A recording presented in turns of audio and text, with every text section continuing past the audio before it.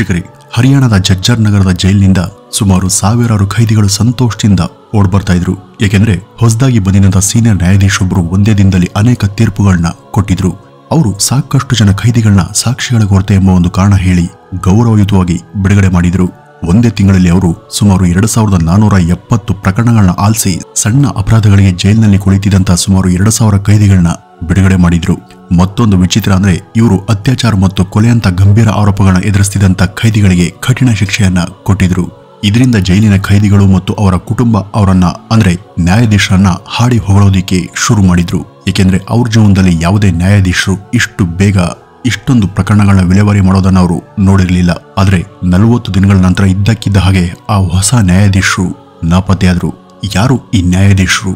ಏನಿವರ ಅಸಲಿಯತ್ತು? ಬನ್ನಿ ವೀಕ್ಷಕರೇ, ನಿಮ್ಮನ್ನ ಮೂಕ ವಿಸ್ಮಿತರಾಗುವಂತೆ ಮಾಡುವಂತ ಈ ಒಂದು ಸ್ಟೋರಿಯನ್ನ ಈ ಮುಂದೆ ತಿಳಿತಾ ಹೋಗೋಣ.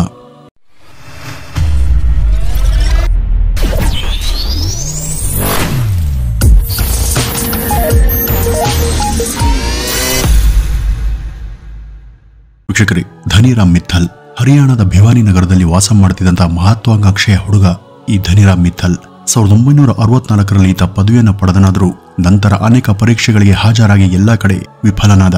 ಆಗ ಆತ ಸರಿದಾರಿಯಲ್ಲಿ ಹೋದ್ರೆ ಏನನ್ನು ಕೂಡ ಸಾಧಿಸೋದಕ್ಕೆ ಸಾಧ್ಯ ಇಲ್ಲ, ಅಡ್ಡ ದಾರಿಯನ್ನು ಹುಡುಕಬೇಕು ಅಂತ ನಿರ್ಧರಿಸಿ ನಂತರ ಒಂದಿನ ದಿನಪತ್ರಿಕೆಯನ್ನು ಓದ್ತಿದ್ದಾಗ ಅವನ ಕಣ್ಣುಗಳು ಭಾರತದ ಇತಿಹಾಸದಲ್ಲಿ ದೊಡ್ಡ ಕಳ್ಳನಾದಂತಹ ನಟ್ವರ್ ಲಾಲ್ ಸ್ಟೋರಿ ಮೇಲೆ ಬಿದ್ದಿತ್ತು. ಅವನು ಧೀರುಭಾಯಿ ಅಂಬಾನಿ ಮತ್ತು ರಾಜೇಂದ್ರ ಪ್ರಸಾದ್ ಅವರಂತಹ ಪ್ರಸಿದ್ಧ ವ್ಯಕ್ತಿಗಳ ಸಹಿಯನ್ನ ನಕಲು ಮಾಡ್ತಿದ್ದ.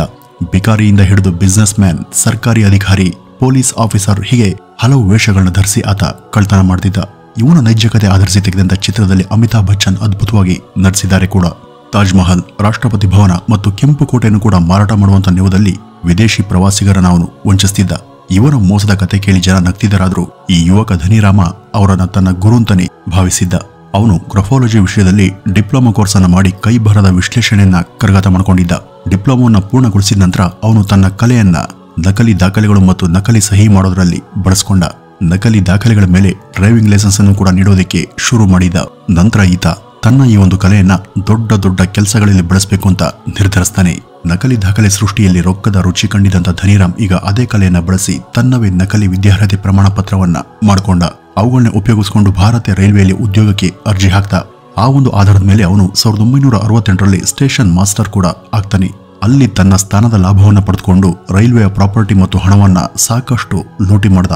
6 ವರ್ಷಗಳ ಕಾಲ ಸ್ಟೇಷನ್ ಮಾಸ್ಟರ್ ಆಗಿದ್ದಂತ ಧನಿರಾಮ್ ಈ ಒಂದು ಕೆಲಸವನ್ನು ಕೂಡ ಬಿಟ್ಟು ಹೊರಬಂದ. 1974ರಲ್ಲಿ ಧನಿರಾಮ್ ಒಂದ್ಸಾರಿ ದೆಹಲಿಗೆ ಭೇಟಿ ಕೊಟ್ಟಾಗ ದೆಹಲಿಯ ಬೀದಿಗಳಲ್ಲಿ ಆ ಕಾಲದ ಕೆಲವು ಸುಂದರವಾದಂತ ಕಾರುಗಳನ್ನ ನೋಡಿದ್ದ. ಆಗ್ಲೇ ನೋಡಿ ಅವನ ಆ ಕುತಂತ್ರದ ಮೆದುಳು ಮತ್ತೆ ಚೆನ್ನಾಗೇನೆ ಕೆಲಸ ಮಾಡೋದಕ್ಕೆ ಶುರು ಮಾಡಿತ್ತು. ಆ ಒಂದು ಕಾರುಗಳನ್ನ ಕದ್ದು ಖುಷಿ ಪಡೋದಕ್ಕೆ ಅವನು ನಿರ್ಧರಿಸಿದ್ದ. ಅವನ ಕಳ್ಳತನದ ವಿಧಾನಗಳು ಕೂಡ ತುಂಬಾ ವಿಭಿನ್ನವಾಗಿದ್ವು. ಯಾವಾಗಲೇ ಕಳ್ಳತನ ಮಾಡಲಿ ಅವನು ಹೆದರ್ತಾ ಇರಲಿಲ್ಲ. ತನ್ನದೇ ಕಾರ್ ಎಂಬಂತೆ ಧೈರ್ಯವಾಗಿ ಬಂದು ಮಾಸ್ಟರ್ ಕೀಯನ್ನ ಬಳಸಿ ಡೋರ್ ತೆಗೆದು ಕಾರನ್ನ ಸ್ಟಾರ್ಟ್ ಮಾಡ್ಕೊಂಡು ಹೋಗ್ತಿದ್ದ. ಒಂದು ದಿನ ಅಂಬಾಸಿಡ್ ಕಾರನ್ನ ಕದಿತಿದ್ದಾಗ ಆ ಏರಿಯಾದ ಒಬ್ಬ ವ್ಯಕ್ತಿ ಬಂದು, ಹೇಯ್, ಇದು ಮಿಶ್ರಾ ಅವ್ರ ಕಾರು, ನೀನ್ಯಾಕೆ ಡೋರನ್ನ ತೆಗೆಯೋದಕ್ಕೆ ಪ್ರಯತ್ನ ಪಡ್ತಿದ್ಯಾ ಅಂತ ಕೈ ಹಿಡಿದ್ರು. ಆದ್ರೆ ಚಾಲಕಿ ಧನಿರಾಮ್, ನಾನು ಸರ್ವಿಸ್ ಸೆಂಟರ್ನವನು, ಮಿಶ್ರಾ ಸಾಹೇಬರು ನನಗೆ ಕಾರ್ ಸರ್ವಿಸ್ ಮಾಡೋದಕ್ಕೆ ಹೇಳಿದ್ದಾರೆ ಅಂತ ಅವರ ಎದುರ ಕಾರನ್ನ ಕದ್ದು ತೆಗೆದುಕೊಂಡು ಹೋಗಿದ್ದ. ಆದ್ರೆ ಅದೃಷ್ಟ ಯಾವಾಗ್ಲೂ ಒಂದೇ ತರ ಇರಲ್ಲ. ಇದೇ ರೀತಿ ಒಂದಿನ ಕಾರನ್ನ ಕಳ್ತನ ಮಾಡ್ತಿರುವಾಗ ಪೊಲೀಸರ ಕೈಯಲ್ಲಿ ರೆಡ್ ಹ್ಯಾಂಡ್ ಆಗಿ ಸಿಕ್ಕಾಕೊಂಡಿದ್ದ. ಅರೆಸ್ಟ್ ಆಗಿ ಜೈಲಲ್ಲಿದ್ದ ಮೇಲೆ ಹಲವು ಸ್ನೇಹಿತರನ್ನ ಮಾಡ್ಕೊಂಡಿದ್ದಂತ ಧನಿರಾಮ್ಗೆ ಯಾವಾಗ್ಲೂ ಅಲ್ಲಿ ಭವ್ಯ ಸ್ವಾಗತನೇ ಸಿಕ್ತಿತ್ತು. ಅವನು ಜೈಲಿನ ವಿಷಯದಲ್ಲಿ ಯಾವತ್ತೂ ಕೂಡ ಹೆದರಲೇ ಇಲ್ಲ. ಕಾರನ್ನ ಕಳ್ತನ ಮಾಡೋದು ಅವನಿಗೆ ಚಿಟಿಕೆ ಹೊಡೆದಷ್ಟು ಸುಲಭ ಆಗಿತ್ತು. ಉತ್ತಮ ವಕೀಲರನ್ನ ನೇಮಿಸಿಕೊಂಡು ಜಾಮೀನನ್ನ ಪಡೆಯುವಂತ ಬದಲು ಜೈಲಿನಿಂದ ತಪ್ಪಿಸ್ಕೊಂಡು ಹೋಗೋದನ್ನ ಅವನು ಆನಂದಿಸ್ತಿದ್ದ. ಜೈಲಿನಲ್ಲಿ ಪರಿಚಯವಾದಂತಹ ಖೈದಿ ಸ್ನೇಹಿತರನ್ನ ಜೊತೆಗೆ ಕರೆದುಕೊಂಡು ಅವನು ತನ್ನ ಕಾರ್ ಕದಿಯುವಂತ ಬಿಸ್ನೆಸ್ ಅನ್ನ ಹೊರ ರಾಜ್ಯಗಳಲ್ಲೂ ಕೂಡ ವಿಸ್ತರಿಸ್ತಾನೆ. ಪೊಲೀಸರ ದಾರಿಯನ್ನು ತಪ್ಪಿಸೋದಕ್ಕೆ ಆತ ಕದ್ದ ಕಾರುಗಳಿಗೆ ಬೇರೆ ಬಣ್ಣವನ್ನ ಬಳಿದು ನಂಬರ್ ಪ್ಲೇಟ್ಗಳನ್ನು ಕೂಡ ಬದಲಾಯಿಸಿ ಮಾರ್ತಿದ್ದ. ಆಗ ಬಹುತೇಕ ಪೊಲೀಸರು ಈ ಧನಿರಾಮ್ನನ್ನ ಗುರುತಿಸ್ತಾ ಇದ್ರು. ಹಾಗಾಗಿ ಅವನು ಪ್ರತಿದಿನ ವೇಷವನ್ನ ಬದಲಿಸಿಕೊಂಡು ಓಡಾಡೋದಕ್ಕೆ ಶುರು ಮಾಡಿದ. ಅಮೆಜಾನ್ ಮತ್ತು ಫ್ಲಿಪ್ಕಾರ್ಟ್ ನಂತಹ ವೆಬ್ಸೈಟ್ ಗಳಲ್ಲಿ ಕೆಲವೊಂದ್ಸಾರಿ ಉತ್ಪನ್ನಗಳ ಬೆಲೆ ಸಡನ್ ಆಗಿ ಡ್ರಾಪ್ ಆಗ್ತಿರುತ್ತೆ. ಇದನ್ನ ಲೈಟಿಂಗ್ ಡೀಲ್ಸ್ ಅಂತ ಕರೀತಾರೆ. ಆದ್ರೆ ಇದು ತುಂಬಾ ಹೊತ್ತಿರೋದಿಲ್ಲ. ಆದ್ರೆ ನಾವು ಈಗಿರುವಂತಹ ಬಿಸಿ ಲೈಫ್ ನಲ್ಲಿ ಇದನ್ನೆಲ್ಲ ಚೆಕ್ ಮಾಡೋದಕ್ಕೆ ಹೋಗಲ್ಲ. ಹಾಗಾಗಿ ಇದಕ್ಕೆ ಬೆಸ್ಟ್ ಆಪ್ಷನ್ ಅಂದ್ರೆ ನೀವು SRM ಲೂಟ್ ಡೀಲ್ಸ್ ಎನ್ನುವಂತ ಒಂದು ಟೆಲಿಗ್ರಾಮ್ ಪೇಜ್ಗೆ ಜಾಯ್ನ್ ಆಗಿ.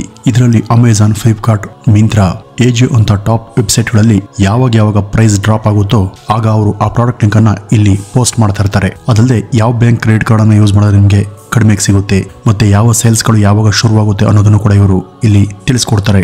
ಹಾಗಾಗಿ ನೀವು ಈ ಡೀಲ್ಸ್ ಗಳಲ್ಲಿ ತುಂಬಾ ಅಮೌಂಟ್ ಅನ್ನ ಸೇವ್ ಮಾಡಬಹುದು. ಇವೆಲ್ಲ ಲಿಮಿಟೆಡ್ ಟೈಮ್ ಡೀಲ್ಸ್ಗಳು, ಹಾಗಾಗಿ ನೀವು ನೋಟಿಫಿಕೇಶನ್ ಆನ್ ಮಾಡ್ಕೊಂಡಿರಬೇಕು. ಮತ್ತೆ ಆಗ್ತಾಡ ಡಿಸ್ಕ್ರಿಪ್ಷನ್ ಅಲ್ಲಿ ಕೊಟ್ಟಿರುವಂತಹ ಈ ಒಂದು ಲಿಂಕ್ ಅನ್ನು ಕ್ಲಿಕ್ ಮಾಡಿ SRM ಲೂಟ್ ಡೀಲ್ಸ್ ಅನ್ನುವಂತ ಒಂದು ಟೆಲಿಗ್ರಾಮ್ ಲಿಂಕ್ಗೆ ಜಾಯ್ನ್ ಆಗಿ, ಅಥವಾ ನೀವು ಟೆಲಿಗ್ರಾಮ್ ಅಲ್ಲೂ ಕೂಡ SRM ಲೂಟ್ ಡೀಲ್ಸ್ ಅಂತ ಸರ್ಚ್ ಮಾಡಿ ಜಾಯ್ನ್ ಆಗಬಹುದು. ಒಂದೊಂದು ದಿನ ಒಂದೊಂದು ವೇಷದಲ್ಲಿ ಕಾಣಿಸ್ಕೊಳ್ತಿದ್ದ. ಒಂದಿನ ಸೇಟು ವೇಷದಲ್ಲಿದ್ರೆ ಮರುದಿನ ಸಿಕ್ಕರ ವೇಷವನ್ನ ಹಾಕ್ತಿದ್ದ. ಹೀಗೆ ಗುರುತನ್ನು ಹಿಡಿಯೋದಕ್ಕೆ ಸಾಧ್ಯವಾಗದ ಹಾಗೆ ಬದಲಾಗ್ತಿದ್ದ. ಪೊಲೀಸ್ ವಿಚಾರಣೆ ಸಮಯದಲ್ಲಿ ಅವನೇ ಸ್ವತಃ ಇದನ್ನ ಒಪ್ಕೊಂಡಿದ್ದ ಕೂಡ. ಸರ್, ನಾನು ಅಸಹಾಯಕನಾಗಿದ್ದೇನೆ, ನಿಮ್ಮ ಕೈಗೆ ಸಿಕ್ಕಾಕೊಳ್ಳದ ಹಾಗೆ ಇರೋದಕ್ಕೆ ನಾನು ವೇಷವನ್ನ ಬದಲಾಯಿಸೋದು ಅನಿವಾರ್ಯ ಅಂತ ಹೇಳಿದ್ದ. ಒಂದ್ಸಾರಿ ಪೊಲೀಸರು ಅವನನ್ನ ಕಾರ್ ಕಳ್ತನ ಪ್ರಕರಣದಲ್ಲಿ ಬಂಧಿಸಿ ಕೋರ್ಟ್ಗೆ ಕರ್ಕೊಂಬರುವಾಗ ನ್ಯಾಯಾಧೀಶರು ಅವನನ್ನ ಹೊರಗಡೆನೆ ನೋಡಿ ಕೋಪದಿಂದ, ನೀನು ಮತ್ತೆ ಬಂದಿದೀಯಾ, ಹೊರಡು ಇಲ್ಲಿಂದ, ಮತ್ತೆ ಕಾಣಿಸ್ಕೊಳ್ಬೇಡ ಅಂತ ಕೋಪದಲ್ಲಿ ಬೈದಿದ್ರು. ನಂತರ ಅದೇ ದಿನ ಧನಿರಾಮ್ನನ್ನ ಹಾಜರುಪಡಿಸೋದಕ್ಕೆ ನ್ಯಾಯಾಧೀಶರು ಕರೆದಾಗ ಅವನು ಎಲ್ಲೂ ಕೂಡ ಕಾಣಿಸ್ತಿಲ್ಲ. ವಾಸ್ತವದಲ್ಲಿ ನ್ಯಾಯಾಧೀಶರು ಬೈದಾದ್ಮೇಲೆ ಅವನು ಪೊಲೀಸರ ಬಳಿ, ನಾನು ನ್ಯಾಯಾಧೀಶರ ಮಾತನ್ನ ನಿರ್ಲಕ್ಷಿಸೋದಿಲ್ಲ, ಅವರು ನನಗೆ ಹೋಗೋದಿಕ್ಕೆ ಹೇಳಿದ್ರು, ಮತ್ತೆ ಕಾಣಿಸ್ಕೋಬೇಡ ಅಂತ ಕದರಿದ್ರು, ಹಾಗಾಗಿ ನಾನು ಹೋಗ್ತಿದ್ದೀನಿ ಅಂತ ಹೇಳಿ ಪೊಲೀಸರಿಗೆ ಏಮಾರಿಸಿ ಎಸ್ಕೇಪ್ ಆಗಿದ್ದ. ಆದ್ರೆ ಅವನು ಪದೇ ಪದೇ ಈ ರೀತಿ ಕಳ್ತನದಲ್ಲಿ ಸಿಕ್ಬೀಳೋದು ತಲೆನೋವಿನ ಕೆಲಸ ಆದಾಗ ಅವನು ಹೊಸ ಹಾಗೂ ಅಪಾಯ ಕಡಿಮೆ ಇರುವಂತ ಕೆಲಸವನ್ನ ಮಾಡಬೇಕು ಅಂತಾನೆ ಭಾವಿಸಿದ್ದ. ಹಲವಾರು ಬಾರಿ ಅರೆಸ್ಟ್ ಆಗಿ ಜೈಲನ್ನ ಕಂಡಿದ್ದಂತ ಅವನಿಗೆ ಅನೇಕ ವಕೀಲರು ಕೂಡ ಸ್ನೇಹಿತರಾಗಿದ್ರು. ನಾನ್ಯಾಕೆ ಅವರಂತೆ ವಕೀಲನಾಗಬಾರದು ಅಂತ ಯೋಚಿಸಿ ತಾನೇ ಕಾನೂನು ಅಧ್ಯಯನ ಮಾಡಿ ವಕೀಲನಾದ್ರೆ ತನ್ನ ಮತ್ತು ತನ್ನ ಕೈದಿ ಸ್ನೇಹಿತರ ಪ್ರಕರಣಗಳಲ್ಲಿ ತಾನೇ ವಾದಿಸಬಹುದು ಅಂತ ನಿರ್ಧರಿಸಿ ಜೈಪುರ ಲಾ ಕಾಲೇಜಲ್ಲಿ ಕಾನೂನು ಪದವಿಯನ್ನ ಪೂರ್ಣಗೊಳಿಸಿಬಿಟ್ಟಿದ್ದ. ಅವನು ನ್ಯಾಯಾಂಗ ವ್ಯವಸ್ಥೆಯಲ್ಲಿ ಪಳಗೋದಿಕ್ಕೆ ಸ್ವಲ್ಪ ಸಮಯದವರೆಗೂ ಪ್ರಾಕ್ಟೀಸ್ ಅನ್ನು ಕೂಡ ಮಾಡ್ದ. ನಂತರ 1980ರಲ್ಲಿ ಜಡ್ಜರ್ನ ಹೆಚ್ಚುವರಿ ಸೆಷನ್ಸ್ ನ್ಯಾಯಾಧೀಶರ ವಿರುದ್ಧದ ಭ್ರಷ್ಟಾಚಾರ ಆರೋಪದ ಬಗ್ಗೆ ಸುದ್ದಿಯನ್ನು ಅವನು ಪತ್ರಿಕೆಯಲ್ಲಿ ನೋಡಿದ್ದ. ಆಗ ಅವನ ವಂಚಕ ಬುದ್ಧಿ ಮತ್ತೆ ಕೆಲಸ ಮಾಡಿತ್ತು. ನಿಮ್ಮ ವಿರುದ್ಧದ ಭ್ರಷ್ಟಾಚಾರ ತನಿಖೆ ಮುಗಿಯುವವರೆಗೂ ನೀವು ರಜೆ ಮೇಲೆ ಇರಬೇಕು, ನಾಳೆನೆ ಹೊಸ ನ್ಯಾಯಾಧೀಶರು ಬಂದು ಅಧಿಕಾರ ವಹಿಸಿಕೊಳ್ತಾರೆ ಅಂತ ಜಡ್ಜರ್ನ ಹೆಚ್ಚುವರಿ ಸೆಷನ್ಸ್ ನ್ಯಾಯಾಧೀಶರಿಗೆ ಹೈಕೋರ್ಟ್ ರಿಜಿಸ್ಟರ್ ಹೆಸರಲ್ಲಿ ನಕಲು ಸಹಿಯನ್ನ ಮಾಡಿ ಪತ್ರವನ್ನ ಬರ್ದಿದ್ದ. ನಂತರ ಮರುದಿನನೇ ಧನಿರಾಮ್ ಹೊಸ ನ್ಯಾಯಾಧೀಶರ ವೇಷವನ್ನು ಧರಿಸಿ ನ್ಯಾಯಾಲಯಕ್ಕೆ ಪ್ರವೇಶ ಮಾಡಿದ್ದ. ಕೋರ್ಟ್ನ ಇನ್ಚಾರ್ಜ್ಗೆ ಹೈಕೋರ್ಟ್ ರಿಜಿಸ್ಟರ್ನ ನಕಲಿ ಆದೇಶ ಪತ್ರವನ್ನು ಕೂಡ ಕೊಟ್ಟಿದ್ದ. ಅವರು ಇವನನ್ನ ಗೌರವಯುತವಾಗಿ ನ್ಯಾಯಾಧೀಶರ ಕುರ್ಚಿ ಮೇಲೆ ಕೂರಿಸಿದ್ರು. ಅದರ ನಂತರ ಧನಿರಾಮ್ ಈ ಹೊಸ ಅಧಿಕಾರದ ಲಾಭವನ್ನ ಭರ್ಜರಿಯಾಗಿನೇ ಪಡೆದುಕೊಂಡಿದ್ದ.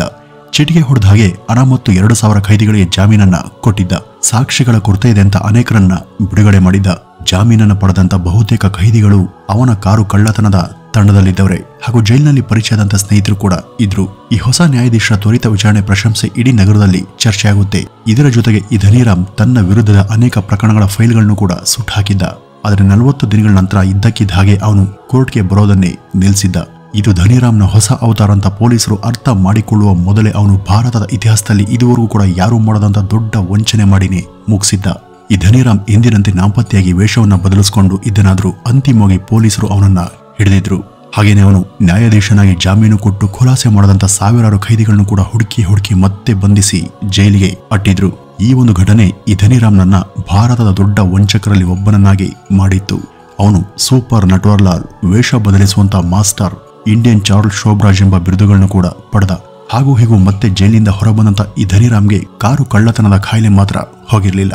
2000 ಇಸ್ವಿಯ ನಂತರ ಕಾರುಗಳು ಇನ್ಬಿಲ್ಟ್ ಸೆಕ್ಯೂರಿಟಿ ಸಿಸ್ಟಮ್ ಒಂದಿಗೆ ಬರೋದಕ್ಕೆ ಶುರುವಾಗಿದ್ವು. ಈಗ ಈ ಧನಿರಾಮ್ ಹ್ಯುಂಡೈ ಮತ್ತು ಕ್ರೇಟಾದಲ್ಲಿ ಡೂಪ್ಲಿಕೇಟ್ ಕೀಯನ್ನು ಹಾಕಿದಾಗ ಅದರ ಅಲಾರಾಮ್ ಜೋರಾಗಿ ಹೊಡೆಯೋದಿಕ್ಕೆ ಶುರು ಮಾಡಿತ್ತು. ಆಗ ಅಲ್ಲಿಂದ ಓಡಿ ಹೋದಂತ ಅವನು ತನ್ನ ಕಳ್ಳತನವನ್ನ ಹಳೆಯ ಕಾರುಗಳಿಗೆ ಮಾತ್ರ ಸೀಮಿತಗೊಳಿಸಬೇಕಿತ್ತು. ವೀಕ್ಷಕರೇ, ನೀವು ನಂಬ್ತಿರೋ ಇಲ್ವೋ, ಈ ಧನಿರಾಮ್ ಸುಮಾರು 40 ವರ್ಷಗಳಲ್ಲಿ 125 ಕಾರ್ ಕಳ್ಳತನವನ್ನ ಮಾಡಿದ್ದ. ಅದರ ಜೊತೆಗೆ ವಂಚನೆ ಪ್ರಕರಣ ಕೂಡ ದಾಖಲಾಗಿ 95 ಬಾರಿ ಬಂಧಿಸಲ್ಪಟ್ಟರೂ ಕೂಡ ಕದಿಯುವಂತ ಅವನ ಒಲವು 75ನೇ ವಯಸ್ಸಿನಲ್ಲಿ ಕೂಡ ಕಡಿಮೆ ಆಗಿರಲಿಲ್ಲ. ಅವನು ತನ್ನ ವಯೋವೃದ್ಧತೆ ಲಾಭವನ್ನ ತನ್ನ ಕಳ್ಳತನದ ಕೆಲಸಕ್ಕೆ ಬಳಸ್ಕೊಂಡಿದ್ದ. ನಕಲಿ ಕೀಯನ್ನ ಬಳಸಿ ಕಾರಿನ ಡೋರ್ ತೆಗೆಯುವಾಗ ಯಾರಾದ್ರೂ ಬಂದು, ಅಜ್ಜ ಈ ಕಾರನ್ನ ಯಾಕೆ ಓಪನ್ ಮಾಡೋದಕ್ಕೆ ಟ್ರೈ ಮಾಡ್ತಿದ್ದೀರಾ ಅಂತ ಕೇಳಿದ್ರೆ, ಕ್ಷಮಿಸು ಮಗ, ವಯಸ್ಸಾಯಿತು, ಸರಿಯಾಗಿ ಕಣ್ ಕಾಣೋದಿಲ್ಲ, ನನ್ನದೇ ಕಾರು ಅಂತ ಅನ್ಕೊಂಡಿದ್ದೆ ಅಂತ ಹೇಳಿ ಅಲ್ಲಿಂದ ಎಸ್ಕೇಪ್ ಆಗ್ತಿದ್ದ. ಆದ್ರೆ 2016ರಲ್ಲಿ ಅವನು 126ನೇ ಕಾರ್ ಕಳ್ಳತನ ಮಾಡುವಾಗ ರೆಡ್ ಹ್ಯಾಂಡ್ ಆಗಿ ತನ್ನ 76ನೇ ವಯಸ್ಸಿನಲ್ಲೂ ಕೂಡ ಅರೆಸ್ಟ್ ಆಗಿದ್ದ. ಪಶ್ಚಿಮ ದೆಹಲಿಯಲ್ಲಿ ಮಾರುತಿ ಎಸ್ಟೀಮ್ ಕಾರನ್ನ ಕದಿತಿದ್ದಾಗ ಧನಿರಾಮ್ ಕೊನೆಯದಾಗಿ ಸಿಕ್ಕಿದ್ದ. ವೀಕ್ಷಕರೇ, ಈ ಭಾರತ ಕಂಡಂತ ಅತ್ಯಂತ ಚಾಣಾಕ್ಷ ಕಳ್ಳ ಹಾಗೂ ವಂಚಕರಲ್ಲಿ ಒಬ್ಬನಾದಂತ ಧನಿರಾಮ್ 4 ತಿಂಗಳ ಹಿಂದೆ ತನ್ನ 85ನೇ ವಯಸ್ಸಿನಲ್ಲಿ ಮರಣ ಹೊಂತಾನೆ. ನಮ್ಮ ದೇಶದಲ್ಲಿ ಎಂತೆಂಥ ಚಾಲಾಕಿಗಳು ಇರ್ತಾರೆ ಅನ್ನೋದಕ್ಕೆ ಈ ಧನಿರಾಮ್ ಕೂಡ ಒಂದು ಬೆಸ್ಟ್ ಉದಾಹರಣೆ ಅಂತ ಹೇಳ್ತಾ ಈ ಒಂದು ವಿಡಿಯೋವನ್ನ ಇಲ್ಲಿಗೆ ಮುಗಿಸೋಣ. ನಮಸ್ಕಾರ.